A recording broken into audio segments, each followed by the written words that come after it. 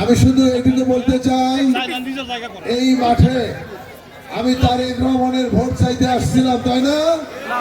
এই রকমেরই অনেক সমাবেশ হয়েছিল, বড় সমাবেশ হয়েছিল। আমরা বলেছিলাম আপনাদের সন্তান তারেক রহমানকে ভোট দিন, তিনি শুধু এমপি হবে না, বাংলাদেশের প্রধানমন্ত্রী হবেন, তাই বলছিলাম না? আল্লাহর রহমতে তিনি এখন বাংলাদেশের প্রধানমন্ত্রী।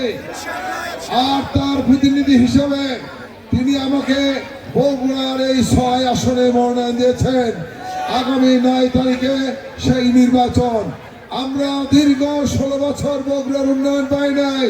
আমরা উন্নয়ন চাই তো বগুড়ার, আমরা উন্নয়ন চাই। কাজে আগামী 9 তারিখে আপনারা সবাই ফ্যামিলি সহ আপনারা ধানের শীষে ভোট দেবেন। আমাদের মাননীয় প্রধানমন্ত্রী তারেক রহমানের হাতকে শক্তিশালী করবেন।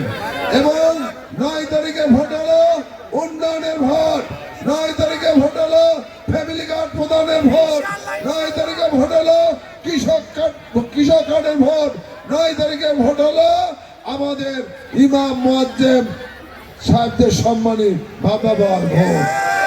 এবং 9 তারিখে ভোটের মাধ্যমে আমরা বগুড়া সিটি কর্পোরেশন পেতে চাই। 9 তারিখে ভোটের মাধ্যমে আমরা বগুড়া বিশ্ববিদ্যালয় পেতে চাই। 9 তারিখে ভোটের মাধ্যমে আমরা বিমানবন্দর পেতে চাই। 9 তারিখে ভোটের মাধ্যমে আমরা বগুড়াকে একটি আধুনিক মডেল জেলা বানাতে চাই। কি বলেন?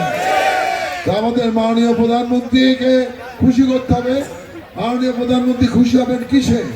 মাননীয় প্রধানমন্ত্রী খুশি হবে ধানের শীষে ভোট দিলে মাননীয় প্রধানমন্ত্রী খুশি হবেন। এবং আমার বগুড়ার মানুষদেরকেও প্রধানমন্ত্রী খুশি করবেন। কি বলেন? ইনশাল্লাহ। তো আপনারা কেউ ভুল করবেন না, সবাই মিলে ধানের শীষে ভোট দিতে যাবেন।